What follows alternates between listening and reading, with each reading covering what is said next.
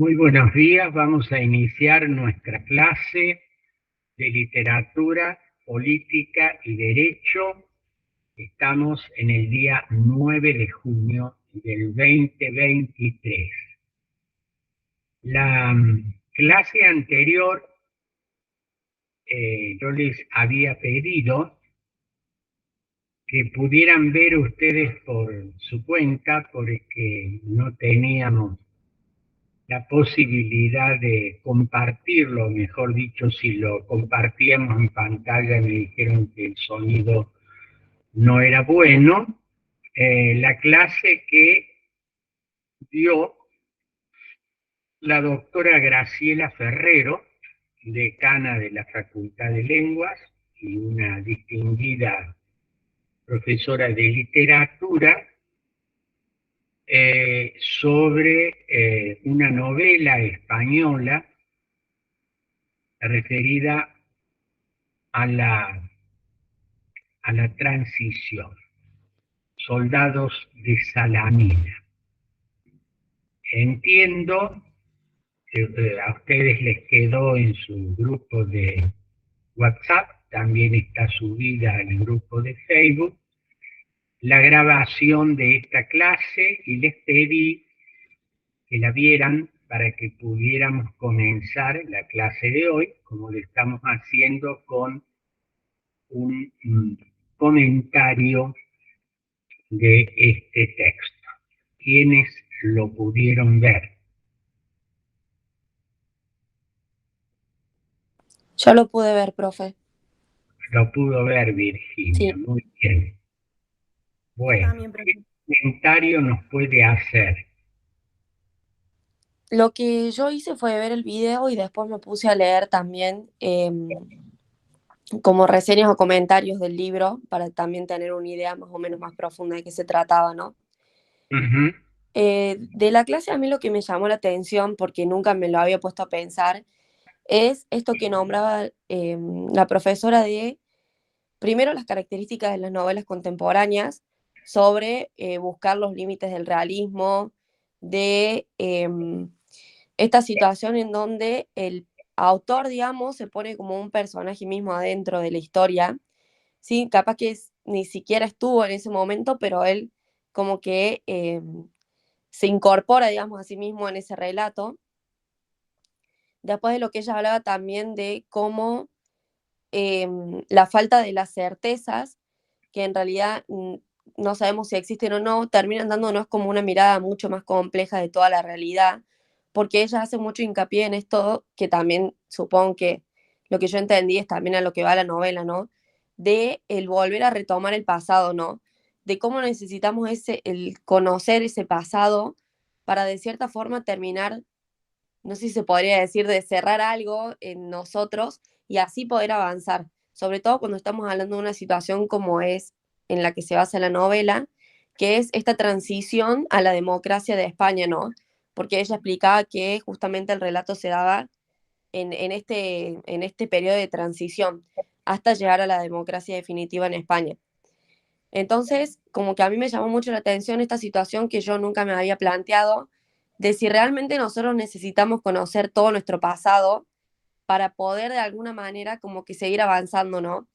Esto está referido en este caso a una sociedad particular, pero también si nos ponemos a ver nosotros en la nuestra, cómo todo eso que nos pasó como sociedad, como país, de cierta forma muchas veces se intenta como olvidarlo, pero sabemos que no se puede olvidar tan fácil y que eso va a marcar siempre el camino hacia donde estamos yendo y de lo que buscamos como grupo, digamos, como país, para poder ir hacia ese futuro, digamos, que se está esperando.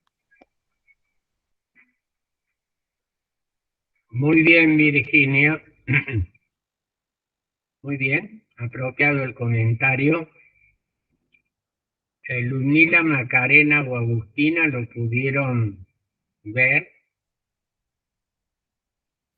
Sí, profe, yo también lo vi el videíto y la Sí, verdad que sí me llamó mucho la atención, no solamente que habló haciendo referencia del libro, sino que habló directamente de la literatura y situó el libro durante la Guerra Civil Española. Entonces eso me llamó mucho la atención y que remarcó muchas veces también este periodo de transición, así como hemos visto también en otros textos que nosotros hemos leído. Si bien esta habla de España, pero está muy buena la comparación y cómo habla de esta transición.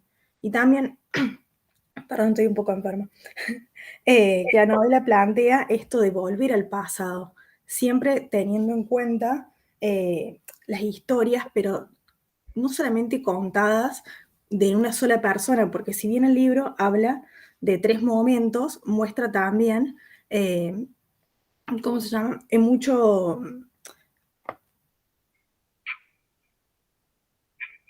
la historia española y cuenta, por ejemplo, la historia de cómo el personaje que era Rafael Sánchez Mazza es salvado por otra persona que tenía en realidad como ideales distintos, porque era del otro bando, era un soldado que le salva la vida. Muy También bien, hace el sí. profe sobre el título de la novela, que me llamó la atención porque se llama Soldado de Salamina. Y ella cuenta que habla de otra guerra y por eso le han puesto también ese nombre. Bueno, muy bien. Muchas gracias. Macarena, ¿pudiste verlo? Sí, profe, sí pude ver el video y lo que me queda de reflexión era que el modo, ¿no? De cómo las narraciones personales y colectivas también conforman nuestra comprensión del pasado y sobre la manera en la que estos contextos políticos y sociales influyen también en nuestra interpretación de estos acontecimientos históricos y la importancia obviamente de recordar el pasado, lo que ella llama la recuperación del pasado y esta idea de la literatura como única forma de salvación personal, ¿no? Esta idea de salvación por el recuerdo. Bueno, eso es lo que me quedó del video. Bien explicado porque nos habla de la novela, del título, como bien dijo la compañera, y la diferencia entre la novela histórica y la política, porque este libro, Soldados de Salamina, eh, es una novela histórica, porque trata obviamente de la Guerra Civil Española, pero con un componente político.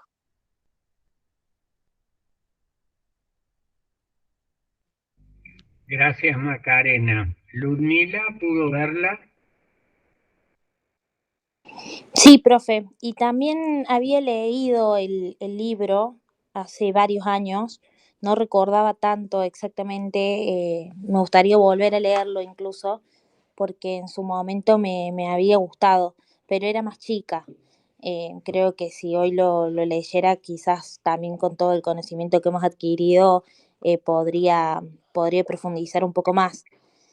Eh, pero sí, la verdad que me parece interesante y más que todo esto que decimos siempre, cómo a través de lo que se sigue en un escrito, a través de un personaje o de un relato de lo que se vivió, cómo se puede ir contando los sucesos, lo que realmente aconteció en la vida y lo que le pasaba a la gente en ese momento, más profundo quizás, porque a veces uno estudia la historia, pero, pero es como una vista más global y no quizás visto desde la carne propia de lo que realmente fue. Bueno, el texto lo tienen en formato digital a disposición de ustedes para volver a leerlo, en tu caso, ya que lo has leído, ¿eh? Sí, buenísimo eso. Bueno, como les decía, lo que le habíamos pedido el año pasado a la profesora, le pedíamos también este año, pero por razones de salud no nos pudo acompañar, era como la transición de un sistema político a otro, en este caso del autoritarismo franquista a la democracia en España, cómo se reflejaba en la literatura, como alguna de ustedes acaba de señalar, comentando la clase de la doctora Ferrero, no es una descripción histórica, sin perjuicio que hay un proceso histórico real, la guerra civil, los bandos, la situación de transición de un sistema al otro, de qué manera esa novela nos coloca en esa situación, ¿no? Esto es un poco lo que venimos haciendo en el curso,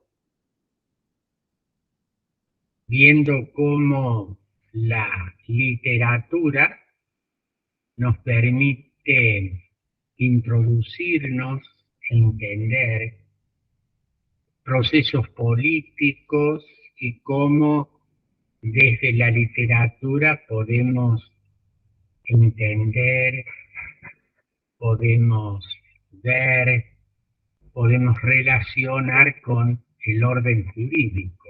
Planos distintos están entrelazados. El gran valor de los textos literarios es que lo podríamos poner entre comillas, nos hacen vivir una serie de procesos históricos de los que no hemos formado parte, o si formamos parte por razones de edad, el volver a mirar hacia ese pasado que nos condiciona en el presente. Utilizo la palabra... Quizás, profe, también en muchos años, ¿sí? Quizás en muchos años más hacia el futuro también leamos obras literarias de algún que en algún momento puede haber sido nuestro presente. Claro, efectivamente. Cuando seamos más viejos.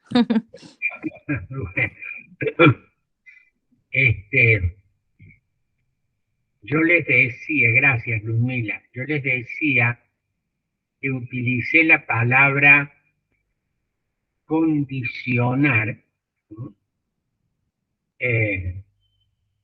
Pensando muy bien en su uso, ¿no? Porque muchas veces se suele decir, a mi modo de ver incorrecto, que el pasado nos determina, determina en lugar de condiciona.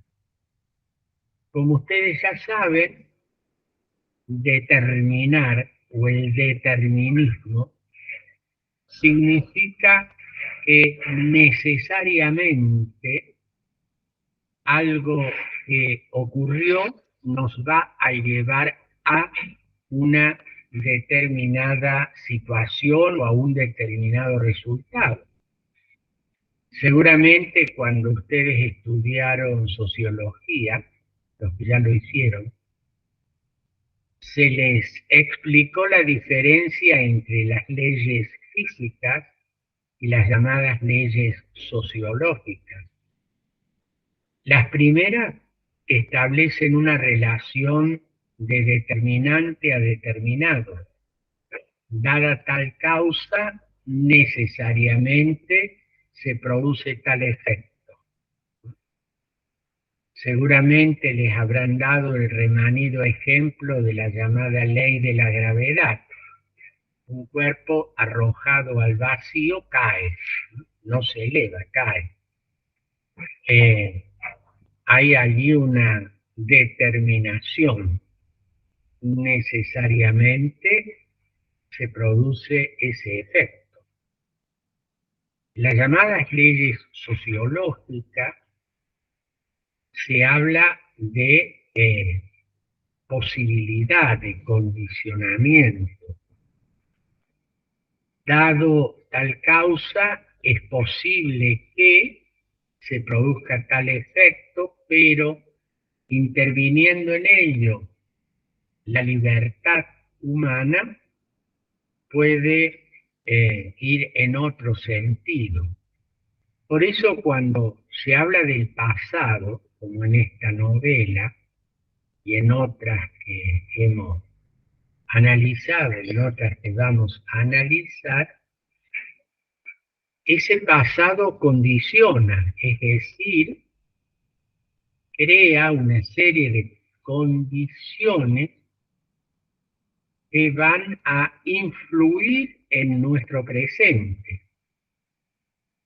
Pero depende de cómo actuemos, este presente puede ser de una u otra manera. Por ejemplo,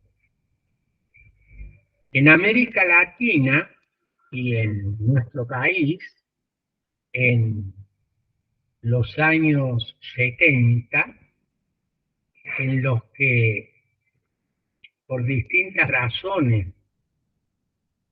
apareció una forma violenta de ejercer el poder y una forma violenta de buscar el poder, grupos armados pretendían hacerse del poder estatal utilizando una serie de estrategias de naturaleza militar.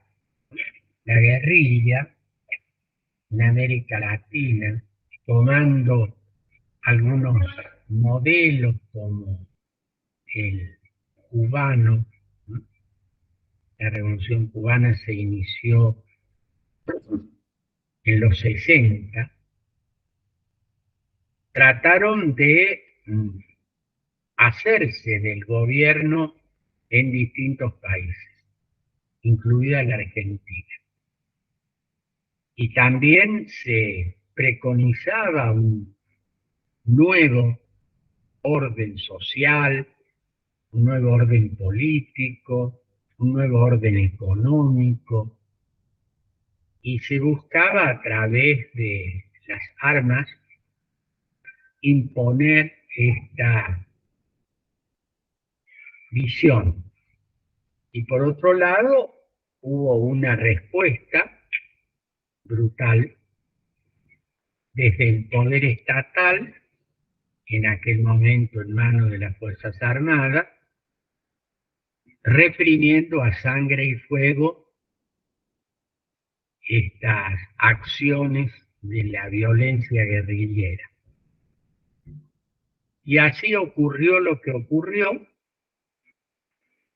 y que luego de instalada en nuestro país la democracia a partir de aquella elección del 30 de octubre del 83 y la instalación del nuevo gobierno el 10 de diciembre de ese año, y en otros países latinoamericanos con el derrocamiento de gobiernos militares, la asunción de gobiernos civiles, la celebración de elecciones libres, etc., se produjeron estos procesos de transición a la democracia, de formas distintas que han durado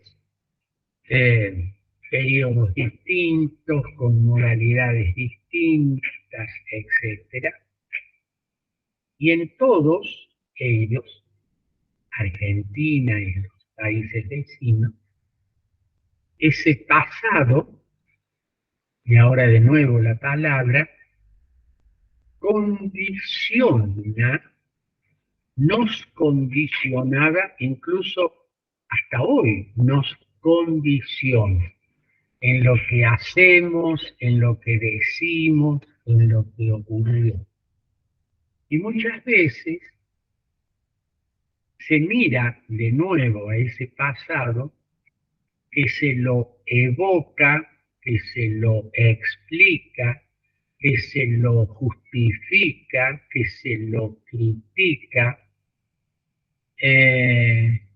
Y muchas veces, y ahí el verbo que utilicé, se diría, bueno, todo aquello que nos pasó nos determina a ser de determinada manera.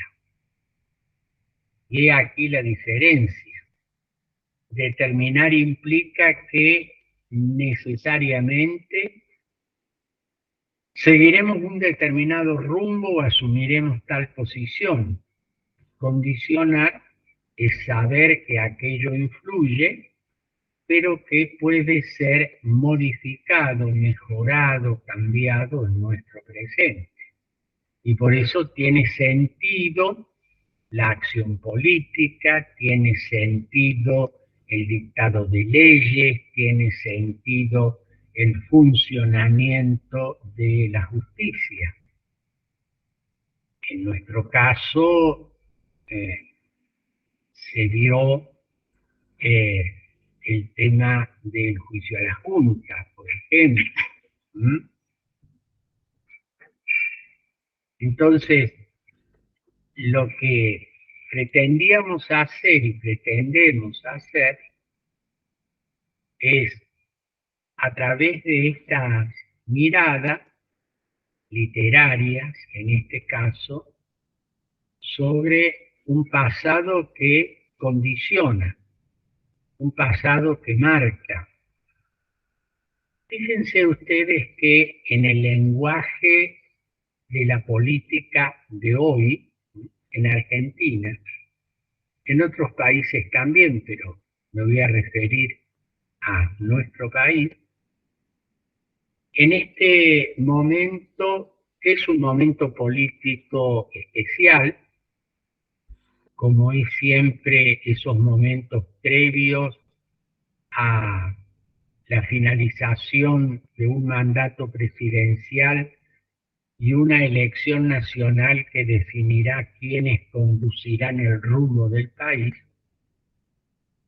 vuelve a estar presente el pasado cercano y el pasado más lejano, lo que ocurrió en gobiernos anteriores, lo que ocurrió en ese proceso de los 70. Incluso ustedes han oído expresiones o las van a oír como la que ha utilizado con frecuencia la actual vicepresidente de la Nación y otros funcionarios gubernamentales, generación diezmada, y haciendo referencia a los, comillas, hijos de la generación diezmada. Esa expresión, bien o mal utilizada, tiene su clave de explicación en el pasado, en aquellos años 70, los que comentaba, y cómo la mirada de, el término implica ya una forma de ver el pasado y de interpretarlo, y decir, bueno, en el presente ocurre tal cosa. Me parece que Virginia ha levantado la mano y la escuchamos. Sí, Virginia. Sí, profe, justo iba a decir algo que tiene que ver con lo que dijo el último.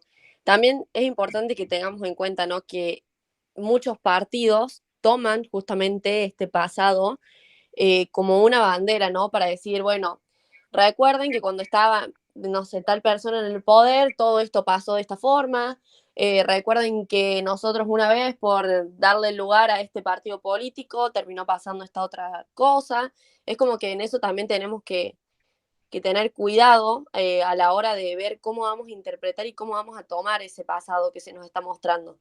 Porque obviamente que la idiosincrasia de cada pueblo también viene dada por ese pasado que se vivió, pero como usted dijo recién, muchas veces cada partido toma este pasado, no digamos manipular, porque no se puede manipular porque son hechos que sucedieron realmente, pero de cierta forma como que sí lo cubren de alguna manera, por así decirlo, para que termine siendo algo que usan en su favor, ¿no? Para desprestigiar al otro partido o para recordar todo lo que sucedió de negativo en el momento en que tal partido estuvo en el gobierno. Muy bien, Virginia, muy acertada tu intervención. Efectivamente, a esto tratábamos de orientar la reflexión, cómo el pasado, entre comillas, el pasado vuelve como recuerdo, vuelve como relato, vuelve como crítica, vuelve como nostalgia, vuelve de determinada forma. Vos recién dijiste, el pasado no se puede manipular. Allí diciendo, ¿en qué sentido? Es real que yo no puedo modificar el pasado. El pasado ya fue, es inmodificable. Y en ese sentido, evidentemente no lo puedo modificar. Pero sí lo puedo, ¿no? Y acá la palabra manipular se aplica, lo puedo recrear, lo puedo contar, lo puedo imaginar, lo puedo presentar de distintas maneras. Y las generaciones que no han vivido, por razones etarias, aquellos años, o sea, que no tienen una experiencia personal, van a acceder al mismo a través de un relato, ¿sí? O sea, les cuentan que aquello sucedió de una determinada manera.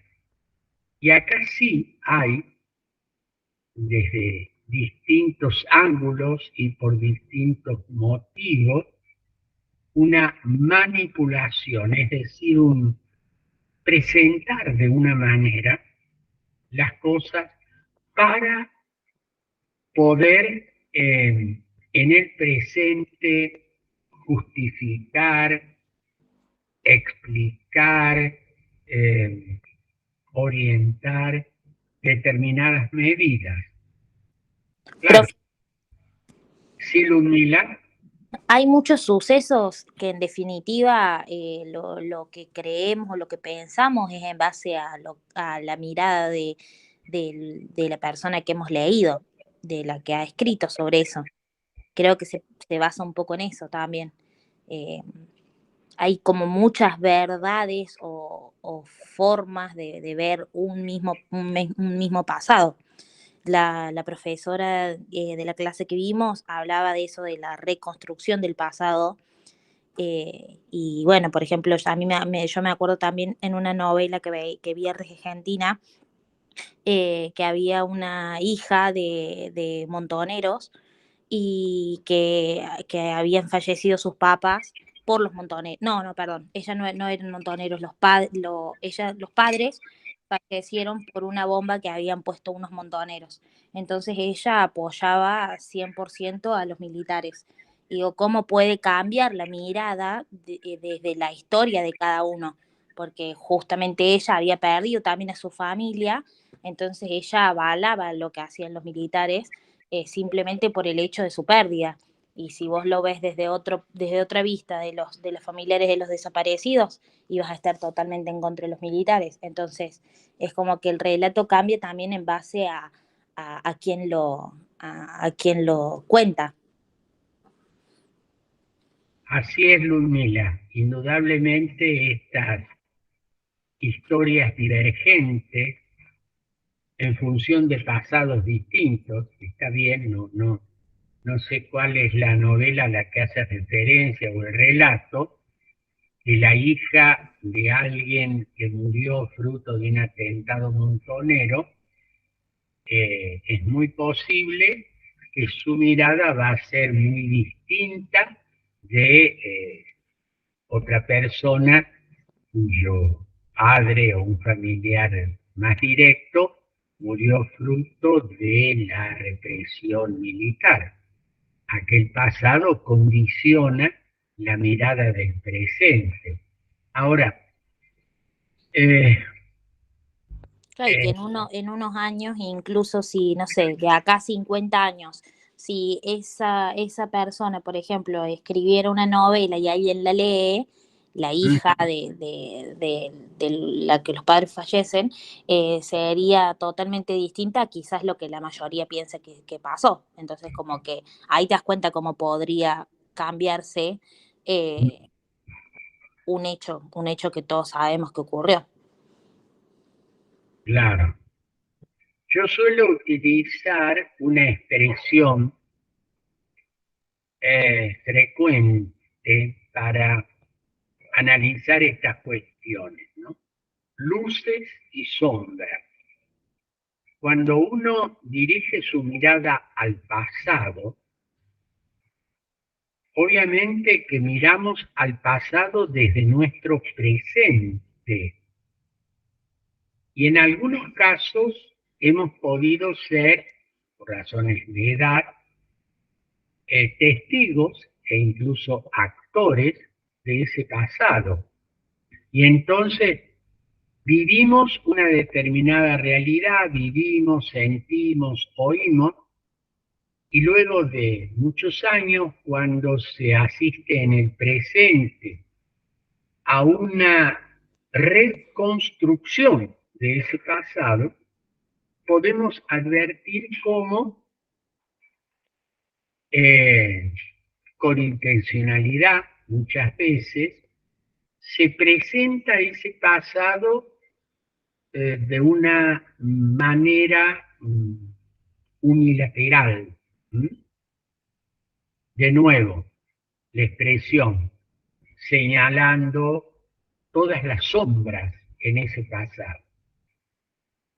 U otro podría mostrar todas las luces, pero aquel pasado estuvo lleno de luces y de sombras, posiciones contrapuestas, actitudes contrapuestas, situaciones en las que puede haber explicaciones.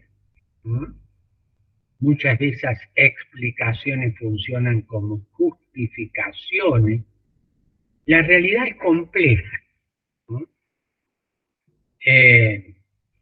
Mirar el pasado, como se solía señalar, haciendo referencia a aquellas antiguas películas del Far West, ¿no?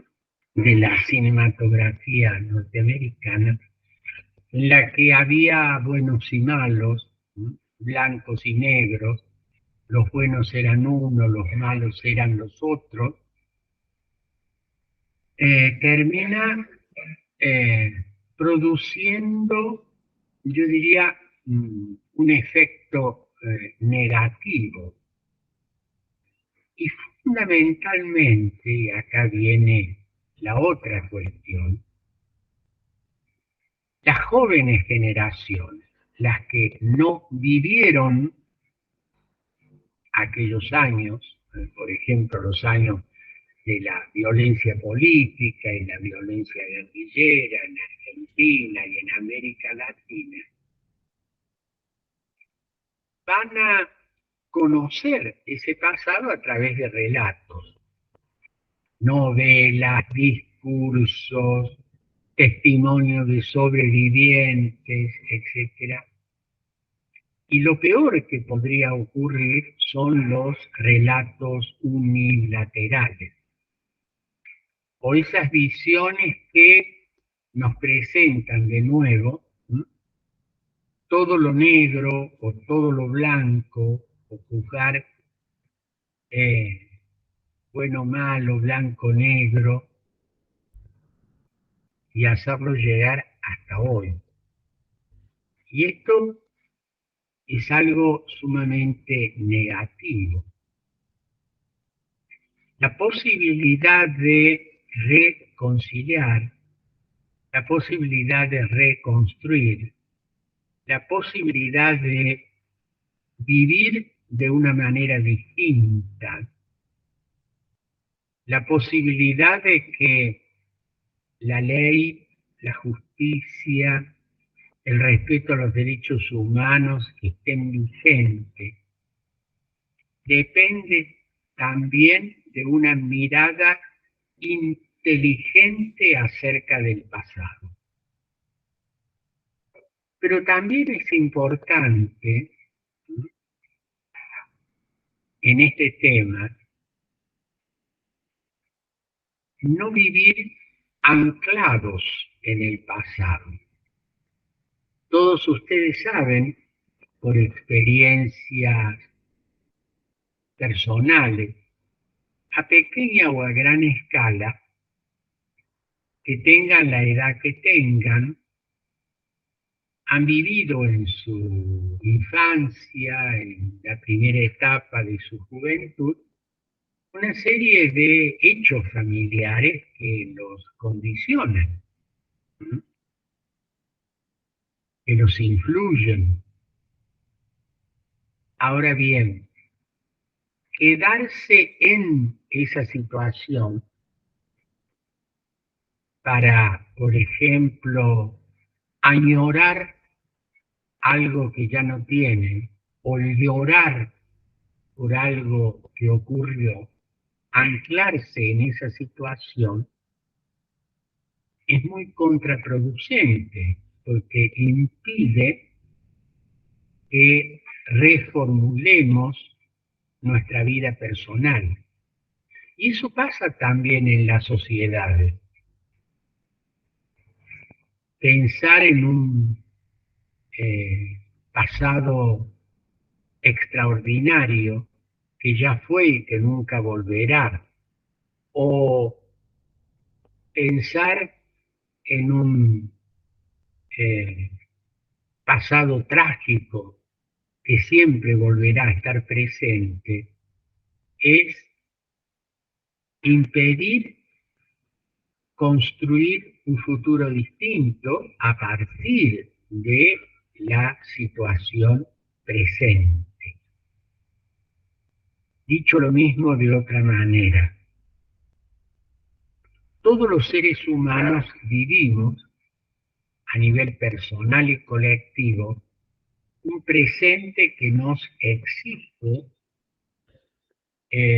realizar una serie de tareas.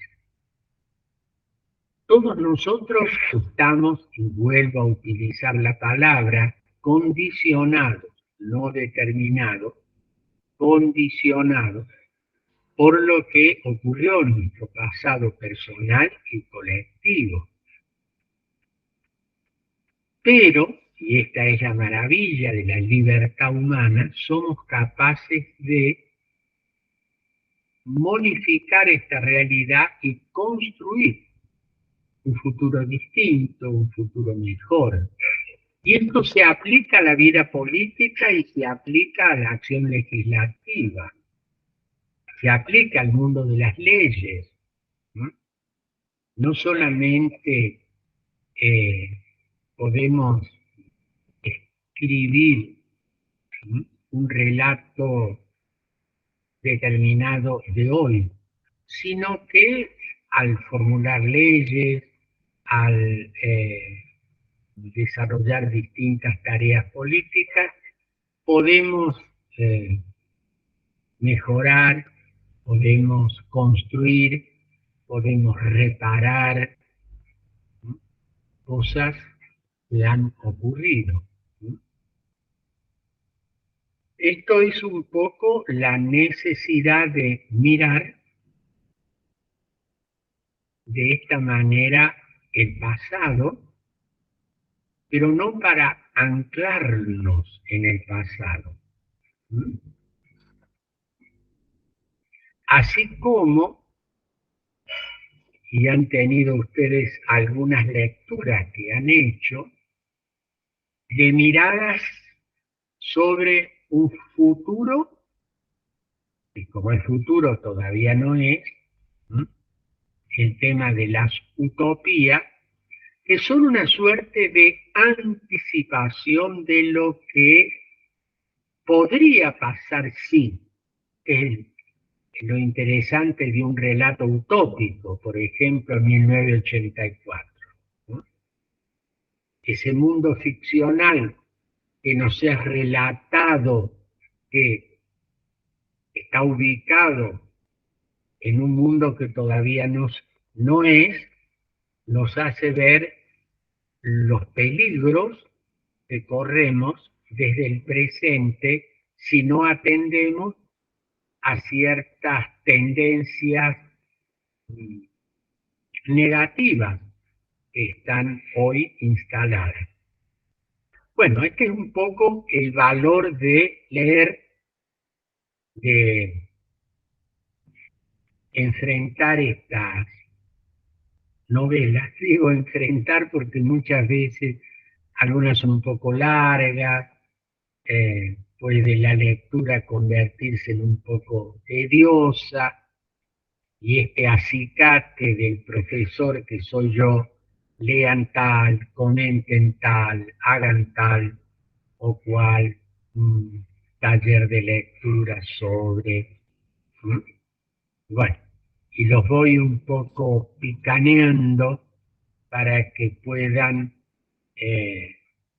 llegar al final del cursado con estas lecturas hechas. Pero, de nuevo, lo que decíamos al comienzo, estas lecturas sirven en la medida que nos permiten reflexionar. Por eso me pareció muy bien los comentarios que ustedes acaban de hacer acerca de esta novela española, Soldados de Salamina. Bueno, ¿qué piensan ustedes de esto que acabamos de explicar, de comentar? Quisiera oírlos.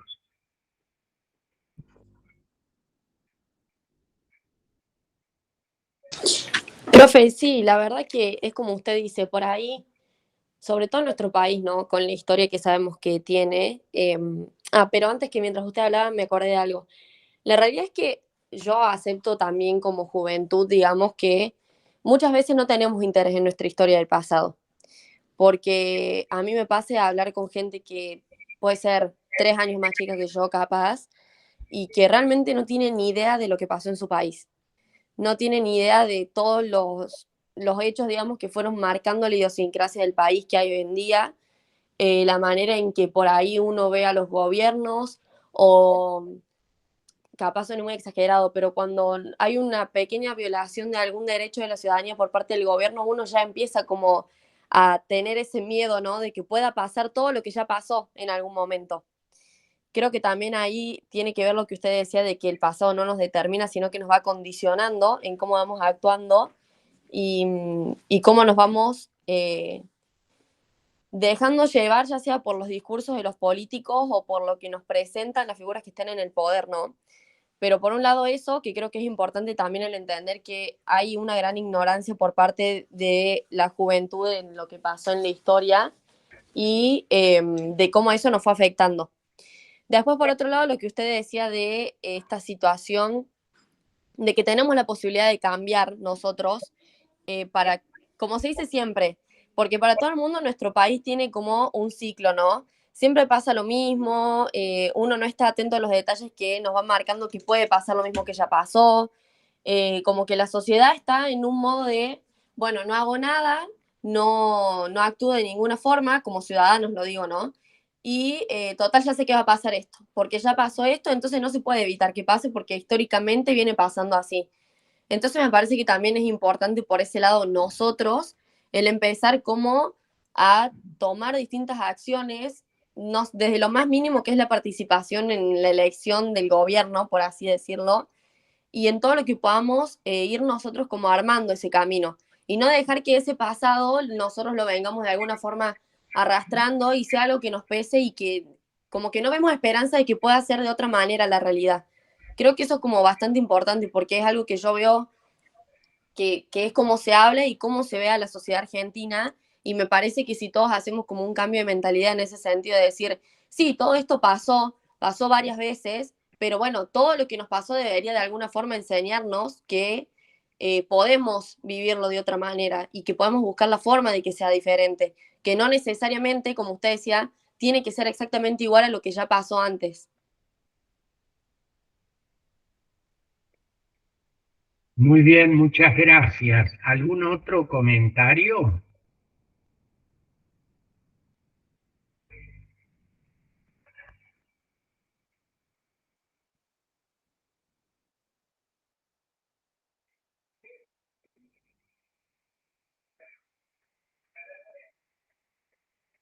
Fíjense ustedes que como acaban de escuchar,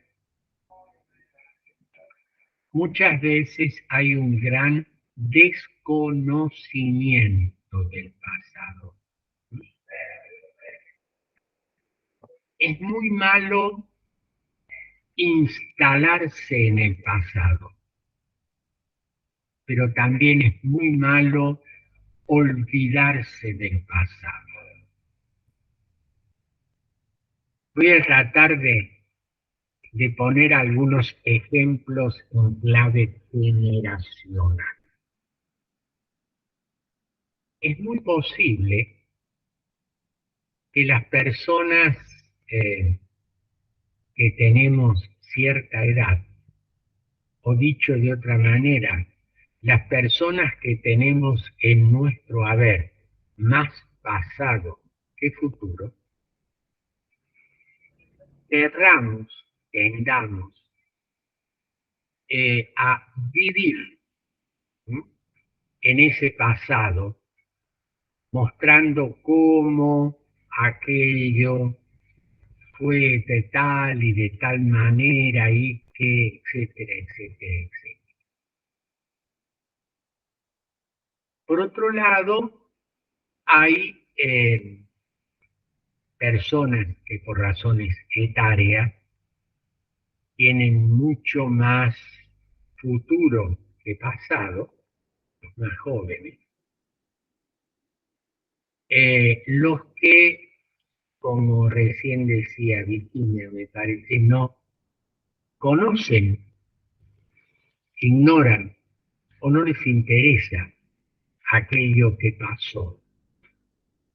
Y todo es proyecto, todo es futuro. Si uno extremizara ambas posiciones, nos encontraríamos con una grave deformación. Esa huida del presente para vivir anclados en el pasado, que ya fue, o esa huida hacia el futuro que no está, es una ausencia en el presente. Y en definitiva, este presente, condicionado por el pasado y tensionado por el futuro, es el momento y lugar en el que transcurre nuestra vida. Tengamos la edad que tengamos la experiencia que tengamos el rol que tengamos. Entonces, es muy importante no olvidar el pasado, que nos, vuelvo a repetir, nos condiciona, pero no anclarlos en, porque es en definitiva dejar de hacer hoy lo que es responsabilidad a distinta escala de nosotros.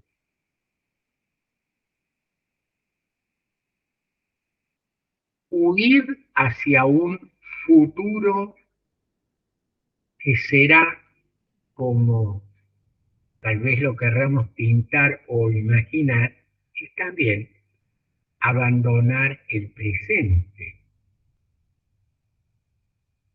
En el presente está anidando el futuro.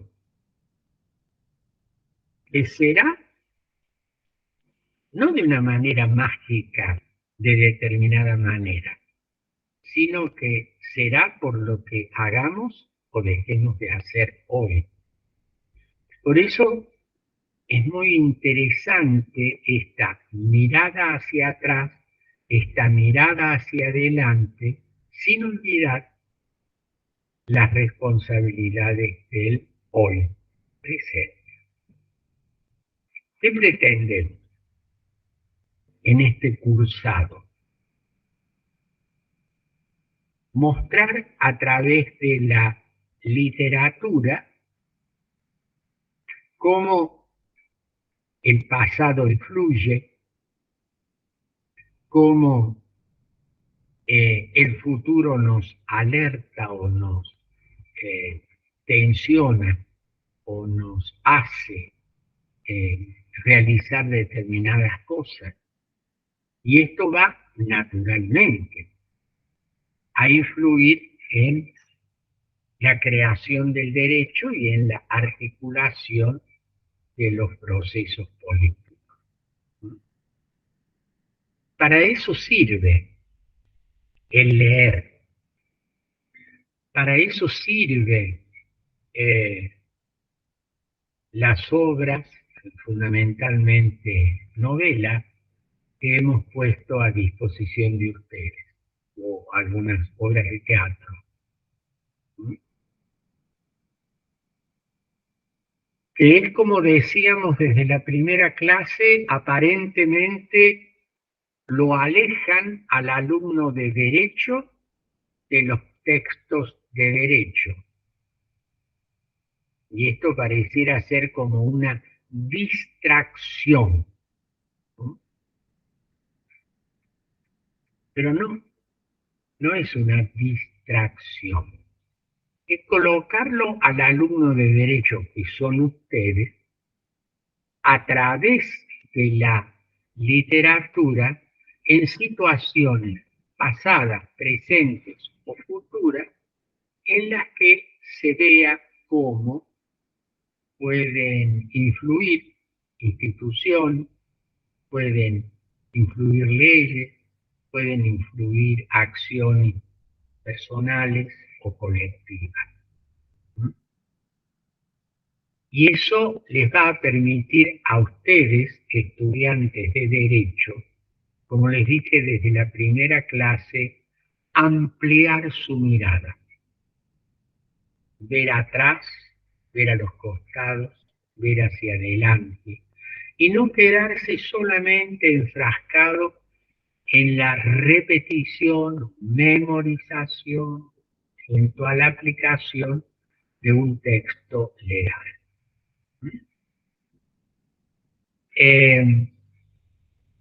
Siempre volvemos sobre esto porque nos ayuda a entender el porqué y el para qué de esta materia opcional.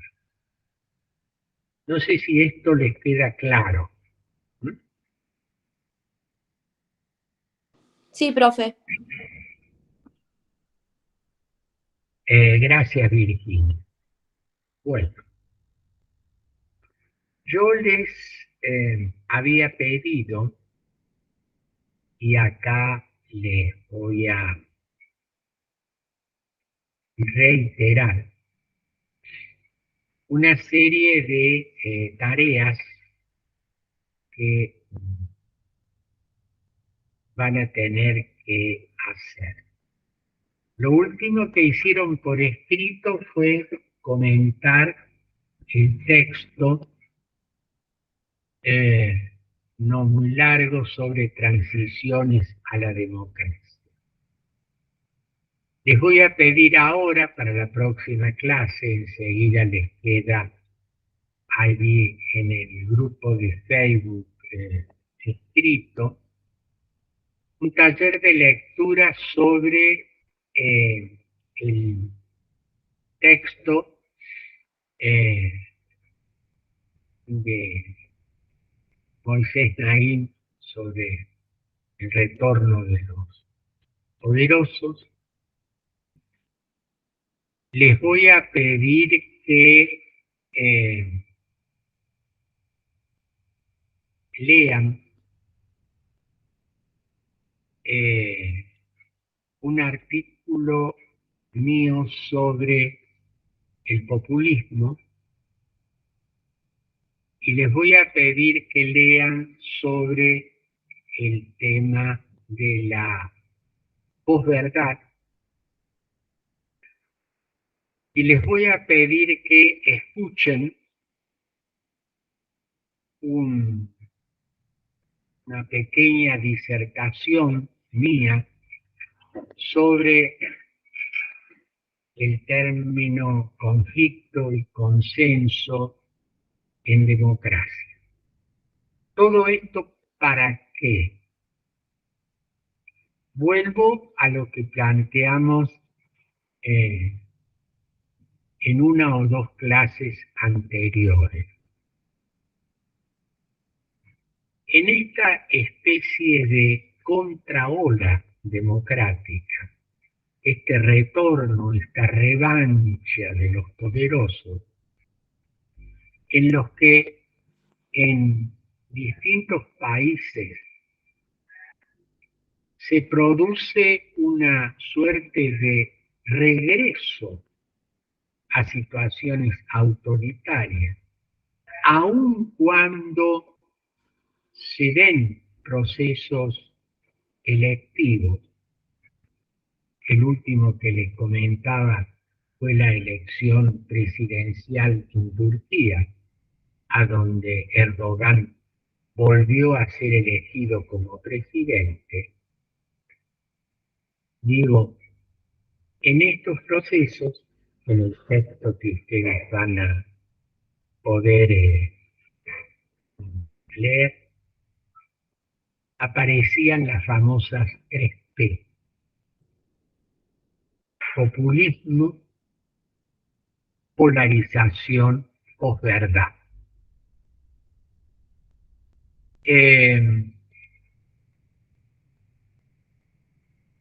Como el término populismo es un término amplio, a veces vago, a veces equívoco, me permití poner a disposición de ustedes este artículo sobre las distintas interpretaciones del populismo. Allí está un artículo que no es demasiado largo y que creo que no les va a ser tan difícil leerlo. Hay un artículo sobre esto de la posverdad, en definitiva, la mentira, y cómo esta influye en política. Y en el audio que les coloco sobre democracia, conflicto, consenso, aparece este término que trata de explicar esta división, polarización, que se produce en muchas de las democracias contemporáneas, extremos que no se oyen, que buscan excluirse recíprocamente. Una expresión, ustedes lo van a oír allí, que yo no comparto, que tiene mucha prensa radial, televisiva y escrita, la grieta. Yo prefiero utilizar los términos conflicto, lucha, consenso, etc. De esta manera vamos a poder cerrar este aspecto que vamos a desarrollar o estamos desarrollando en esta parte del programa. Bien. ¿Queda claro esto que acabo de decir? Sí, profe. Sí, profe. van a tener tiempo hasta el próximo miércoles de realizar esta actividad, que además va a servir para ir preparando lo que será el segundo parcial, 23 de junio, e ir preparando lo que va a ser el coloquio del 7 de julio, con el que terminaremos nuestra materia opcional. No sé si hay alguna aclaración que ustedes deseen hacer.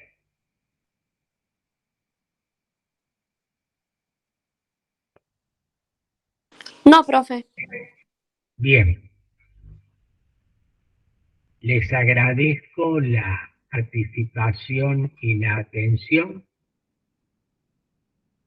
Si ven a sus compañeros, compañeras, lo ven, digo, de manera virtual, presencial, convóquelos a que no se olviden de que los días miércoles y viernes a las 8 de la mañana, medianamente despiertos, nos encontramos en este mismo canal.